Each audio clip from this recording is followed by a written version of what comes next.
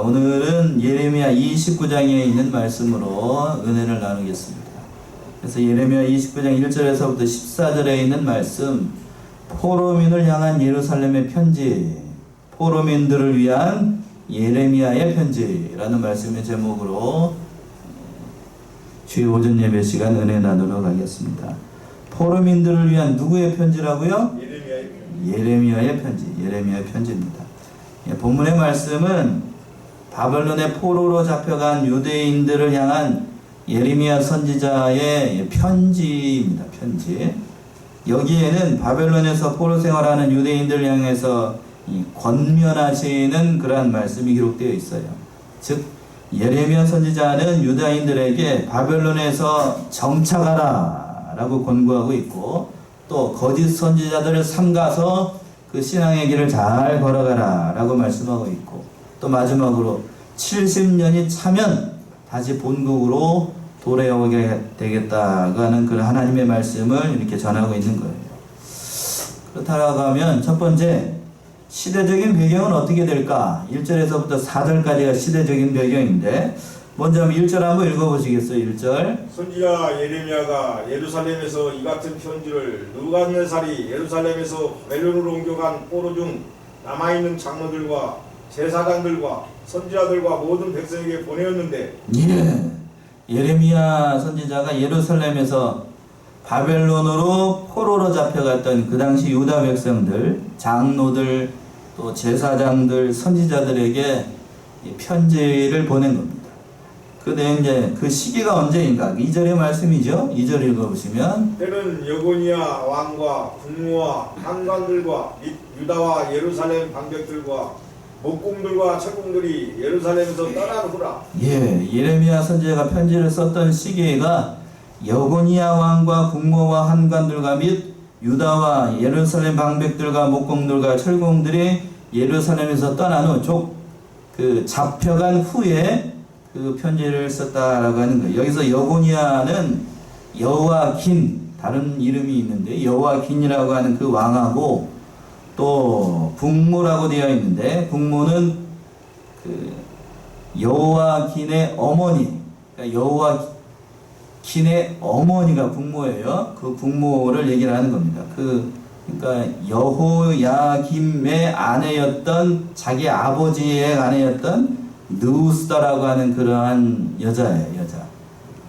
그리고 여호야긴은 짧게 왕을 할 수밖에 없었어요. 불과 몇 개월 했었냐면 3개월 동안 그 왕이 있었는데, 왜 그렇게 됐냐면 바벨론 한 느부갓네살이 유다를 침공해 와가지고, 그때 당시에 왕으로 있었던 여호야김, 여기에서는 여호야다라고 되어 있죠. 여고니아라고 되어 있죠. 이 여고니아하고 그 어머니를, 그리고 수많은 그 기술자들 1만 명 가까이 됐습니다. 1만 명에 달하는 그 기술자들을 다 잡아갔어요.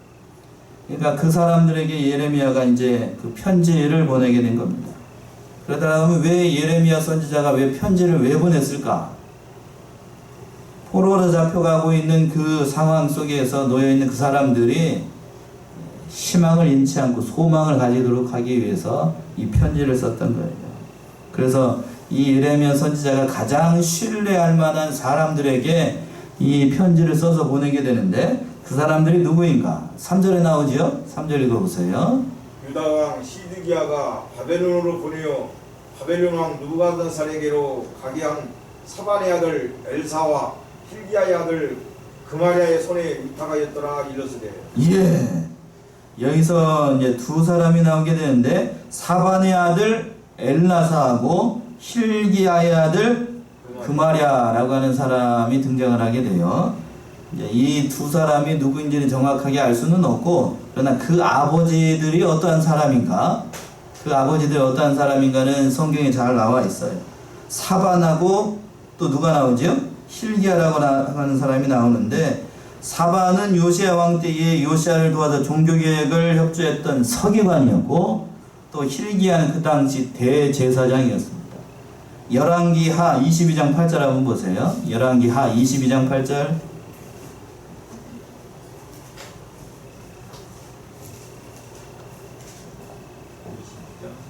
22장 8절, 열왕기하 22장 8절.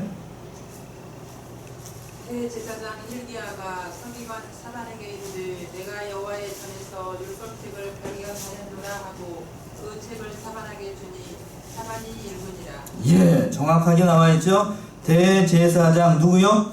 hil기야가 또 서기관 사반에게 보냈다라고 되어 있어요. 그러니까 여기서 보게 되면 이 두 사람이 그때 당시 요시야가 종교개혁을 일으킬 때에 그 편에 서서 가지고 왕을 잘 보필했던 대제사장하고 이 서기관들이었습니다. 그래서 가장 신뢰할 만한 사람들에게 이 편지를 보내게 되는데 그 사람들이 누군가 하면 그의 아들들이 아들들, 그 사람들이 아들들. 그러니까 이 말은 즉슨 신앙의 계대, 그러니까 부모의 신앙을 이 두 아들들이 잘 계승했다는 것을 알 수가 있어요. 그래서 가장 믿을 만한 사람들에게 그 편지를 써가지고 이 두 사람들에게 편지를 보낸 겁니다. 그래서 그 편지를 보내면서 뭐라고 얘기를 하냐면 4절 보시면 하나님의 칭호에 대해서 예레미야 선지자가 얘기를 하는데 그 하나님의 칭호를 풀네임으로 얘기를 해요. 풀네임. 4절 한번 읽어보세요. 만군의 여호와 이스라엘의 하나님, 내가 예루살렘에서 바벨론으로 사로잡혀가게 한 모든 포로에게 이같이 이르노라. 예. 예레미야 선지자가 말하는 게 아니고 누가 얘기를 한다라고 되어 있냐면 4절 보시면 만군의 여호와 이스라엘의 하나님. 여호와라는 말도 아니고 또 하나님이라는 말이 아니라 풀네임을 다 쓰고 있어요. 그러니까 만군의 여호와 이스라엘의 하나님 이렇게 얘기하는 이유가 분명히 있겠지요. 왜 그럴까요? 포로로 잡혀있는 그 사람들에게, 유다의 백성들에게 하나님이 어떠한 분인가를 나타내 보이기 위해서 이렇게 얘기를 하는 거예요. 이때 당시에 포로로 잡혀가고 있었던 유다 사람들을 우리가 한번 생각을 해보자고요. 유다 사람들이 생각을 하고 있기를 그렇게 생각을 했을 거예요. 우리가 바벨론의 침략을 받아가지고 이렇게 포로로 잡혀오는 신세가 됐는데 그들 생각은 그럴 겁니다. 그때 당시 고대에는 어떤 생각을 했었냐면 두 나라가 전쟁을 하게 되면 어떻게 생각을 했냐면 이쪽 나라에서 섬기는 신하고 이쪽 나라에서 섬기는 신하고 어떻게 해야 된다고요? 둘이 전쟁을 해요. 그래서 한쪽이 지지요? 그러면 내가 섬기는 신이 그 신보다 어떻게 된다고요? 약한가 보다. 이렇게 생각을 했다고요. 그래서 여호와 하나님하고 그때 당시 바벨론의 신이었던 민족 신이었던 누구가 한바탕 전쟁을 한 겁니다. 근데 누가 이겼죠? 누가 이겼어? 바벨론이 이겼잖아요. 그렇게 생각을 하면 그때 당시 사람들로 생각을 하게 되면 그런 생각을 한 거예요. 여호와가 누구보다 약하다? 바벨론의 신 누구보다 약하다라고 생각을 할 수 있다고요. 그런데 그런 생각을 하는 것은 잘못된 생각이라는 것을 지금 누가 얘기를 하고 있는 거예요? 여호와 하나님께서 그런 게 아니라고 하는 거예요. 그런 게 아니라 하나님은 만물의 주인이시고 만군의 여호와라는 얘기가 그거예요. 모든 것을 통치하시는 만군의 여호와, 또 그분이 이스라엘 하나님 너희의 하나님이라는 사실을 지금 이렇게 얘기를 하고 있는 거예요. 신앙의 회의가 들고 내가 왜 하나님을 믿는 백성인가, 그 정체성에 대해서 심각한 위기에 빠져 있는 그 백성들에게 너희는 만군의 여호와 이스라엘의 하나님의 백성이라는 사실을 잊지 말라라는 의미에서 이 예레미야 선지자가 이렇게 하나님의 이름을 길게 써서 편지를 보낸 겁니다. 이해되셨나요? 그 하나님에 대해서 바로 알라고 하는 거예요. 그래서 그 하나님이 너희를 지금 그곳에서 어떻게 살아가야 될 것인가, 바벨론의 포로로 잡혀가고 있는 그곳에서 우리가 어떻게 살아야 될 것인가 권면하고 있는 거예요. 어떻게 살아야 될 것인가. 암담하지요. 포로 생활하는 거 쉽지 않잖아요. 거기에서 그러면 포로민들을 향해서 두 번째 권면의 말씀이 크게 세 가지를 권면하고 있는데 그 말씀 5절에서부터 9절까지 잘 나와 있어요. 첫 번째는, 권면 첫 번째는 바벨론의 털을 잡고 살라는 거예요. 그 말씀 5절과 6절에 나옵니다. 5절 6절이요. 너희는 집을 짓고 거기 거하며 전원을 만들고 그 열매를 먹으라. 아내를 취하여 자녀를 생산하며 너희 아들로 아내를 취하며 너희 딸로 남편을 맞아 그들로 자녀를 생산케 하여 너희로 거기서 번성하고 투자하지 않게 하라. 예. 너희로 거기서 번성하고 세잔하지 않게 하라. 하나님께서 바벨론의 포로 생활을 하고 있는 유대 백성들에게 길게 얘기를 하고 있어요. 5절과 6절에서 그랬지요. 너희는 뭐를 짓고 집을 짓고 거기 거하며 전원을 만들고 그 열매를 먹으라. 또 아내를 취하여 자녀를 생산하고 너희 아들로 아내를 취하고 너희 딸들로 남편을 맞아 그들로 자녀를 생산하여 너희로 거기서 번성하고 쇠잔하지 않게 하라. 이렇게 얘기를 하고 있어요. 한마디로 얘기를 하면 거기서 터잡고 살라는 얘기예요. 터잡고 살라.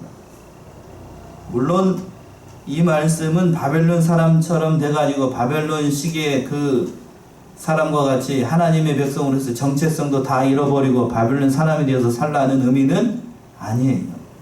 하나님의 백성은 어느 곳에 가든지 구별된 거룩한 사람으로서 신앙을 가진 사람으로서 그렇게 살아가야 됩니다.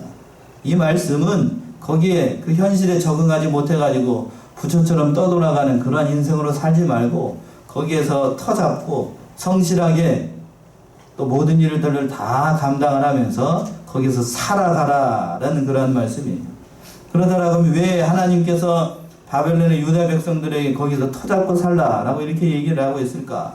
그때 당시에 많은 사람들이 거짓 선지자들의 미혹을 받아가지고 자기가 포로로 잡혀온 현실에 대해서 부정을 하는 거예요. 그러니까 어떻게 생각을 했냐면 우리는 곧 얼마 안 있으면 어디로 돌아간다? 어디로 돌아간다고요? 고국으로 돌아가게 된다. 얼마 안 있으면 고국으로 돌아가니까 여기에서 생활은 그렇게 길지 않을 것이다. 이렇게 거짓된 희망을 품고 거기에 잘못된 그 사상에 물들어가지고 잘 살지도 않고 열심히 일하지도 않고 결혼도 안 하고 그렇게 사는 사람들이 많았다고요. 그러나 하나님께서 유다 백성들에게 바벨론의 포로 생활을 하도록 한 기간은 몇 년이었죠? 70년이었습니다. 70년이라고 하는 시간은 약 세대수로 얘기하면 3세대가 돼요. 3세대. 70년. 짧다면 짧고 길다면 긴 시간이. 여러분들은 70년이라는 시간이 짧게 느껴지나요? 길게 느껴지나요? 짧게 느껴져요? 70년이면 그때 당시에 웬만한 사람이 한 사람의 수명의 시간이에요. 수명의 시간. 쉽게 얘기하면 70년이라고 하는 시간은 이 세상에서 우리가 살아가는 그 시간을 얘기를 하는 거예요. 그러니까 우리가 이 세상에 왔으니까 어떻게 살아야 된다고요? 결혼하고 열심히 이마에 땀이 나도록 잘 살아야 된다는 그런 말씀이에요. 우리는 하나님의 백성이니까 이 세상에 잠시 소풍 왔으니까 우리는 하나님의 백성이니까 우리의 터전 어디에 있으니까 우리의 시민권 어디에 있으니까 하늘나라에 있으니까 이 세상에서는 그냥 되는 대로 막 살아도 된다. 그런가요? 그런 의미가 아니라고요. 그때 당시에 바벨론에 포로로 잡혀 있었던 그 사람들이 어떻게 생각했냐면 그렇게 생각했다니까요. 여기서 잠시 포로로 잡혀와가지고 잠시 있으니까 우리는 여기서 그냥 내 마음대로 그냥 막 살아도 된다. 이렇게 생각하는 사람들이 많았다고요. 그러나 하나님 그렇게 얘기하지 않아요. 거기서 뭐를 잡고 털을 잡고 열심히 부지런히 살라라고 얘기를 하고 있는 거예요. 진짜로 그래요. 이 세상에서 이제 믿음 생활 하다가 보면 잘못된 사상과 잘못된 신앙 노선을 따라가는 사람들이 많아요. 대표적으로 1992년 여러분 기억하실지 모르겠네요. 여러분이 다 아시는 거. 담이 그 담이 있죠. 담이 거기가 저기 시한부 종말론에 빠져가지고 10월 아직도 이게 28일인지 27일인지 누가 재림한다고요? 예수님이 재림한다고 해가지고 거기에 시한부 종말론에 빠져가지고 다 뭐요? 그날 그 몇 시에 재림한다고 해가 하얀색 옷 입고 와가지고 그 교회에 와가지고 뭐 하고 있어요? 이러면서 이거 주님 모신다고 막 박수치고 난리도 아니었어요. 오셨어요? 안 왔지 않았어요. 거기 온 사람들 대부분이 다 그랬어요. 집에 있는 가재도구, 뭐 부동산, 뭐 다 어디다가 팔고 이제 올라가니까 그 시한부 종말론에 빠져가지고 그렇게 극단적인 생활하는 사람들이 많이 있어요. 지금도 마찬가지예요.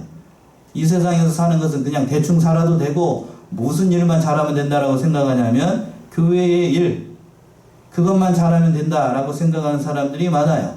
그러나 하나님 그렇게 얘기하시지 않는다라고 하는 거예요.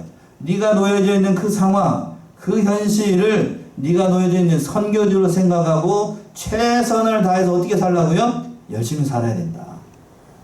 열심히 살아야 된다. 그 말씀이에요. 그 말씀. 너희가 어떠한 환경에 있든지 현실을 부정하지 말고 최선을 다해서 잘 살아가라. 성실하게 또 진실하게 내 자신의 인격과 신앙을 만들어 나가라. 이렇게 하나님께서 권면하고 있는 거예요. 두 번째는 뭐라고 권면을 하고 있냐면 그 성읍의 평안을 위해서 기도하라 라고 되어 있어요. 그 말씀이 7절입니다. 7절 읽어보세요. 7절. 너희는 내가 사로잡혀 가게 한 그 성읍에 평안하기를 힘쓰고 위하여 여호와께 기도하라. 이는 그 성이 평안함으로 너희도 평안할 것임이니라. 예. 자 보세요. 그 성읍에 평안하기를 힘쓰고 위하여 여호와께 뭐하라고요? 기도하라. 하나님께서는 바벨론의 포로로 잡혀가고 있는 유대 백성들에게 이렇게 주문을 하고 있는 거예요. 너희는 너를 사로잡혀가게 한 그 성읍에 뭐를 위해서 기도하라고요? 평안을 위해서 기도하라 라고 얘기했어요. 자 여기서 한번 생각을 해봅시다. 저를 한번 보세요. 좀 주목을 해보세요. 자신을 포로로 잡혀온 그 정복 국가를 위해서 그 나라가 잘 되고 형통하기를 위해서 한마디로 뭐라는 얘기예요? 기도하라는 거예요. 바벨론이 어떻게 하기를 잘 되기를 위해서 기도하라는 얘기입니다. 쉽게 이야기하면 바벨론이 어떤 나라예요? 이스라엘을 포로로 잡아온 한마디로 원수 나라예요. 원수 나라. 그 원수 나라가 어떻게 하기를 기도하라고요? 자, 그러면 하나님이 정상인가요? 자기를 잡아온 원수가 어떻게 되게 해달라고? 잘 되게 해달라고 하나님 앞에 기도하라는 겁니다. 여러분 마음이 편하신가요? 이 말씀 듣고? 마음이 편해요? 나를 잡아온 원수를 위해서 원수가 잘 되도록 기도하라는 거야. 제정신이 아닌 다음에야 이거 웬만한 사람 같으면 쉽지 않은 거예요. 쉽지 않은 거. 우리는 지금 이스라엘 사람이 아니고 지금 조금 떨어져 가지고 지금 시간도 한참 뒤에 일이라 이게 우리의 피부로 와닿지 않겠지만 우리가 한번 입장을 바꿔놓고 생각을 해보자고요. 우리가 일본을 위해서 일제히의 침략기 약 35년 동안 받았는데 우리가 일본이 잘 되도록 하나님께서 기도하라 라고 하면 여러분 마음이 편할 것 같아요? 예? 예? 여러분 일본이 잘 되라고 기도하는 사람 제가 아직 옆에서 들어봤는데 잘 되도록 하는 사람 기도하는 건 제가 들어보지를 못했어요. 가끔 있어요. 가끔 그런 사람 어떻게 되냐면 잘 돌봐줘야 되는 사람 그런 사람들이 가끔 얘기를 하는 거고 우리 입장에서도 마찬가지예요. 이스라엘 입장에서도 마찬가지입니다. 자기를 잡아온 그 원수 나라가 잘 되도록 하라. 그걸 위해서 기도하라. 쉬웠겠어요? 쉽지 않죠. 쉽지 않다고요. 우리가 생각해봐도 이해가 안 되는데 그때 당시 이스라엘 백성들이 그 예레미야 선지자의 편지를 듣고 얼마나 이해가 안 됐겠어요. 이해가 쉽지 않았을 거예요. 근데 그 명령을 준행하라 라고 얘기를 하고 있어요. 이와 같이 하는 이유가 뭔가? 하나님께서 이와 같이 그 바벨론이 잘 되도록 평안을 위해서 기도하라는 이유가 뭘까? 그 이유가 뭐냐면 8절에 나와 있죠. 8절. 7절 하반절에서 그랬죠. 7절 하반절에 뭐라고 되어 있냐면 이는 그 성이 평안함으로 너희도 어떻게 된다고요? 평안할 것이기 때문에. 바벨론이 평안하야 거기에 살고 있는 누구도 평안해요? 유다의 백성들도 평안합니다. 바벨론이 망해봐요. 다른 나라의 침략을 받아가지고 포로 생활하고 있는데 바벨론이 망했어요. 또는 전쟁이 났어요. 그러면 그 안에 살고 있는 유다 백성들도 어떻게 될까요? 전쟁에 휘말리거나 대부분의 사람들이 죽거나 하거나 그렇게 되겠지요? 그러니까 바벨론이 잘 돼야 되겠어요? 잘못돼야 되겠어요? 별로 안 내키죠? 잘 돼야 됩니다. 잘 돼요. 그걸 위해서 우리가 기도하라는 거예요. 기도하라. 여기서 이 범위를 생각해 보게 되면 오늘날 우리들이 발을 딛고 살고 있는 이 나라, 이 민족을 위해서 우리가 기도하는 것은 당연한 거예요. 우리는 지금 어느 나라에 살고 있죠? 어느 나라에 살고 있어요? 어려운 거 제가 물어보죠? 대한민국에 살고 있어요. 대한민국. 그러니까 대한민국이 어떻게 하도록 기도해야 된다고요? 잘 되도록 기도해야 됩니다.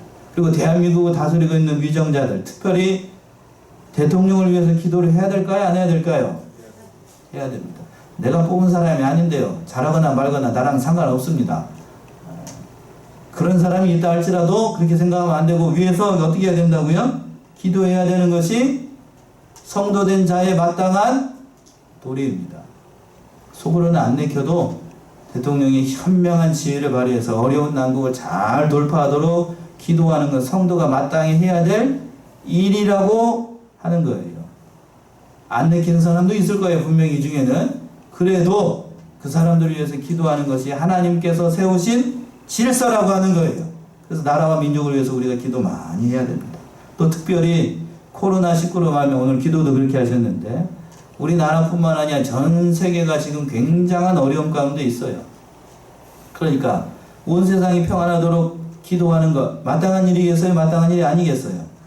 마땅한 일이죠. 당연히 이것을 위해서 기도해야 되고, 코로나19가 빨리 종식되도록, 우리가 하루빨리 종식되도록 힘써서 기도하는 것, 마땅히 믿는 자가 해야 될 도리라고 하는 거예요. 그걸 위해서 기도하라는 거예요. 그걸 위해서. 그러니까 이 하나님께서 이 바벨론의 평안을 위해서 기도하라는 것은 결국 바벨론이 잘 되도록 하려는 게 아니고, 누가 잘 되도록 하기 위해서? 거기에 살고 있는 우리가 잘 되도록 하기 위해서. 우리를 위해서 기도하라는 거예요. 우리를 위해서. 우리나라가, 대한민국이 잘 되도록 기도하는 건 결국 좁은 의미로 얘기하면 누가 잘 되도록 하는 거예요? 내가. 내 자신이 잘 되도록 하기 위해서 기도하는 거예요. 그러니까 기도하는 것 참으로 중요하다라고 하는 거예요. 그리고 마지막으로 세 번째는 거짓 선지자들을 삼가라 라고 권면하고 있어요. 그 말씀이 8절입니다. 8절과 9절 한번 읽어보세요. 만군의 여호와 이스라엘의 하나님이 이같이 말하노라. 너희 중 선지자들에게와 복술에게 혹하지 말며 너희가 꿈도 신청하지 말라. 내가 그들을 보내지 아니하였어도 그들이 내 이름으로 거짓을 예언함이니라. 여호와의 말이니라. 예. 하나님께서 바벨론의 포로로 잡혀 있는 유다 백성들에게 너희 중 선지자들에게와 복술에게 뭐 하지 말라고요? 혹 하지 말며 너희가 꾼바 꿈도 신청하지 말라. 혹 한다는 말이 뭐죠? 혹 했어요. 혹 했어요. 아주 예쁜 여자를 보고 마음에 이런 마음이 들죠? 혹 하는 마음이 들어요. 아주 잘생긴 남자를 보고 꽃미남을 보고 뭔 생각이 들어요? 저 남자를 한번 안아봤으면 좋겠다. 혹 하는 마음이 들어요. 그게 혹이에요. 그게 혹? 그게 혹. 용한 점쟁이를 봤어요. 아따 우리 목사님 우리 하나님보다 더 용할 것 같은데, 그런 마음이 뭔 마음이라고요? 혹하는 마음. 혹하는 마음. 거기 그런 마음 두지 말라고요. 왜 그런가? 그 사람들은 누가 보낸 사람이 아니래. 9절에서 뭐라고 그랬어요? 내가 그들을 보내지 안 했다고요. 그 사람들 내가 보낸 게 아니라고. 그 거짓 선지자를 따라가면 망하는 길을 간다는 거예요. 망하는 길. 실제로 거짓 선지자들은 거짓 예언을 했습니다. 앞에서 잠시 언급한 것 같은데, 유다 백성들이 빠른 시일 내에 유다의 백성 유다로 예루살렘으로 돌아가게 될 것이다. 몇 해 만에? 2해 만에 그렇게 될 것이다. 거짓 예언을 했어요. 그 말씀이 28장 3절에 나옵니다. 한 장만 넘겨보세요. 28장 3절.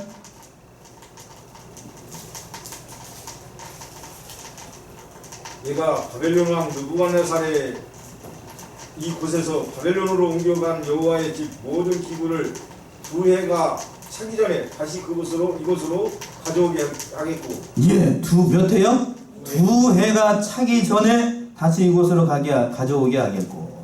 이 거짓 선지자들이 이렇게 얘기를 한 겁니다. 그러나 하나님의 뜻은 몇 년 동안 있어야 된다고요? 70년이 있어야 된다. 70년. 이렇게 잘못된 걸로 이 유다의 백성들이 유혹하고 있었기 때문에 하나님의 뜻은 70년이에요. 70년. 70년 동안 바벨론의 멍에를 매는 것이 하나님의 뜻입니다. 그 멍에를 잘 매야 그 70년의 기간이 지나고 난 다음에 다시 돌아올 수 있는 기회가 있는 거예요. 성경에서 보게 되면 요셉이라는 사람이 있습니다. 애굽의 총리가 됐던 요셉이 알죠? 아시죠? 요셉이 맏아들을 낳고 그 이름을 뭐라고 지었냐면, 혹시 아시는 분, 맏아들에게 뭐라고 지었을까요? 므낫세, 에브라임. 둘 중에 하나, 큰아들의 이름이 뭐죠?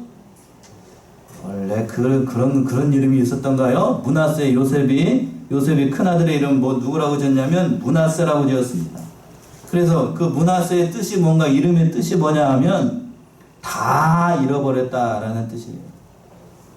그 아들의 이름의 뜻이 뭐라고요? 다 잃어버렸다. 다 잃어버렸어. 요셉이 뭘 잃어버렸다는 걸까요? 과거에 그 이스라엘에서 아버지 집에서 살았던 것을 다 잃어버렸다는 의미이고, 또 다른 의미로는 형들이 자기를 애굽의 노예로 팔렸던 그 잘못과 죄와 허물을 다 어떻게 했다는 의미예요? 다 잃어버렸다는 뜻이에요. 그러니까 믿음 생활하기 위해서는 뭘 해야 되냐면 과거에 지었던 모든 것을 누구처럼 다 잃어버려야 돼요? 요셉처럼 다 잃어버려야 돼요. 70년의 기간 동안 연단을 많이 받고 과거에 하나님 앞에 잘못된 것들 다, 허물과 죄를 다 사함을 받아야 어디로 돌아올 수 있어요? 이제 예루살렘으로 다시 돌아올 수 있다는 거예요. 그때까지는 너희가 힘써서 그 믿음 생활, 그 고된 포로 생활을 잘 감당해야 된다라는 그런 권면의 말씀이에요. 그리고 이제 마지막으로 세 번째는 하나님께서 70년이 차면 반드시 너희를 권고하시겠다라고 약속하고 있어요. 그 말씀이 10절부터 나오게 되는데 10절 먼저 한번 읽어보세요. 10절. 여호와가 이같이 말하노라. 바벨론에서 70년이 차면 내가 너희를 권고하고 나의 선한 말을 너희에게 실행하여 너희를 이곳으로 돌아오게 하리라. 예. 70년이 차면 반드시 모아주시겠다고요. 권고해 주시겠다. 권고라는 말은 돌봐주시겠다는 말이에요. 돌봐주시겠다. 그래서 돌봐주시는데 어떻게 돌봐주시는가? 너희를 다시 이곳으로 돌아오게 하겠다. 10절의 말씀 아니에요. 이곳이 어디예요? 예루살렘으로 다시 돌아오게 하시겠다라고 약속을 하고 있어요. 이 말처럼 실제로 역사가 그것을 증명을 했습니다. 고레스가 칙령을 발표해가지고 예루살렘으로 다시 유다 백성들이 돌아오게 됐어요. 또 두 번째는 너희를 향한 나의 생각은 재앙이 아니라 평안이다 라고 말씀하고 있어요. 그 말씀이 11절이에요. 11절. 11절 읽어보세요. 나 여호와가 말하노라. 너희를 향한 나의 생각은 내가 안하니 재앙이 아니라 곧 평안이요 너희 장래에 소망을 주려 하는 생각이라. 예. 유다의 그 백성들이 그렇게 생각을 했을 거예요. 바벨론의 포로로 있을 동안 이것은 나에게 임하는 재앙이다. 하나님께서 나를 사랑하시지 않기 때문에 준 재앙이다 라고 생각을 하는데 하나님 그렇지 않다라고 하는 겁니다. 뭐라고 얘기를 하고 있어요? 11절 다시 한번 보세요. 나 여호와가 말하노라. 너희를 향한 나의 생각은 내가 안하니 뭐가 아니라고요? 재앙이 아니라 곧 평안이요 너희 장래에 뭐를 주려는? 소망을 주려 하는 생각이라. 그러니까 바벨론의 포로 생활하는 것, 인간적으로 생각했을 땐 이것이 재앙이라고 생각을 할 수 있지만 그것이 아니라 그 재앙을 넘어서 너희에게 참된 평안을 주기 위한 하나님의 생각이라는 거예요. 여러분들이 지금 이 세상에서 어려움 당하고 괴로운 일 당하고 코로나로 말미암아 여러 가지 어려움 당하는 것, 이것이 재앙이라고 생각할 수 있어요. 그러나 그것을 뛰어넘어서 그것은 누구의 생각이시라고요? 하나님의 평안, 하나님의 생각이라고 하는 거예요. 이것을 통해서 한국의 교회, 특별히 이 성안교회가 재도약할 수 있는 기회가 될 수 있을 것이라고 저는 믿습니다. 아멘이신가요? 네. 한국교회가 그동안 잘못했어요. 어디처럼? 예루살렘에 있는 백성들처럼, 유다의 백성들처럼 잘못했어요. 집사람은 그런 얘기 그만 좀 하래요. 그러나 목사님 입장에서 목사의 양심을 걸고 얘기를 하는데 우리가 잘못한 건 사실이에요. 맞나요? 네. 잘못했으니까 이런 벌이 받는 거죠. 잘못했으니까 이런 일이 일어나는 거고. 많고 많은 것 중에 왜 교회가 핍박을 받을까? 오늘 부득이하게 시청에서 2명의 직원이 왔어요. 그래서 제가 좀 이따가 그건 얘기하고, 아무튼 그래서 좋지 않게 지금 제가 보냈는데 마음이 영 불편한 건 사실이에요. 교회가 가해자가 아니라 뭐예요? 피해자죠, 피해자. 근데 마치 교회를 가해자처럼 얘기하고 있는 이 세상의 이 모든 권력과 이 모든 것을 봤을 때에 목사이기 전에 한 사람으로서 참 화가 나는 거예요, 화가 나요. 그러니까, 그런데 애매한 사람이 돌을 맞았어요, 지금. 그러나 이 모든 것들도 하나님께서 우리에게 주시는 그러한 걸로 알고, 이 모든 일들을 잘 감당을 해야 되겠어요. 그 모든 것을 감내하기 위해서 마지막으로 12절에서 보게 되면 전심으로 누구를 찾으라고 되어 있냐면 하나님을 찾아라. 그 어려운 현실 가운데 누구를 찾아야 되는가? 우리가 의지해야 될 대상은 다른 게 아니고 하나님을 찾아야 돼요. 그 말씀이 12절부터 나옵니다. 12절 13절 한번 읽어보세요. 너희는 내게 부르짖으며 와서 내게 기도하면 내가 너희를 들을 것이요 너희가 전심으로 나를 찾고 찾으면 나를 만나리라. 예, 너희가 전심으로 나를 찾고 찾으면 나를 만나리라. 그러니까 문제는 뭔가 전심이 안 된다는 거지요. 전심으로 하나님을 찾으면 그 놓여있는 곳이 어떠한 곳이든지 간에 하나님께서 너희를 찾아가서 너를 만나주시겠다라고 약속하고 있어요. 그러니까 우리가 해야 될 일은 하나님을 어떻게 해야 되는 거예요? 전심으로 찾아야 됩니다. 근데 이런 형국인데도 전심으로 하나님을 우리가 찾지 않는 것 같아요. 않는 것 같아요. 안 찾아요. 안 찾아. 찾는 신용만 해. 찾는 신용만. 하나님 왔어요. 눈도장 찍었습니다. 하나님 저 왔던가 기억하시죠? 눈도장 땅 찍었어요. 갑니다. 예. 그러고 가요. 그게 전심으로 찾는 거예요? 전심으로 찾아야 되는데 전심으로 찾지 않아요. 여기에는 저도 자유로울 수가 없어요.